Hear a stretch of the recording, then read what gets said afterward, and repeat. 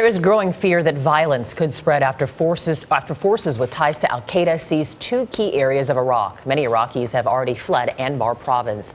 This latest surge in fighting comes out almost a decade after nearly 100 Marines and soldiers died wresting Fallujah from militant control. Elizabeth Palmer is in Baghdad with the latest. Local people and human rights activists report that there has been more fighting in Anbar Province overnight. Not so much in Fallujah, which is the main town, although in the early hours of this morning, armed masked men were still trading some fire with the army across the main highway that goes past the town. But the main violence was in a smaller town called Ramadi, just west of Fallujah. There, local tribal leaders and policemen took on armed masked men inside the town who are assumed to be Al-Qaeda-linked fighters. The fighting got so fierce that in the end, the tribal leaders and the police had to call in air support from the army, who came and bombed.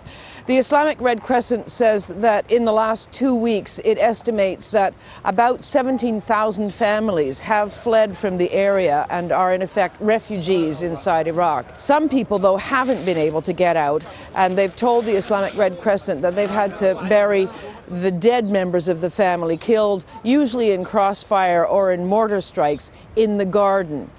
The Islamic Red Crescent also says that 73 people, civilians, have been killed so far, including women and children.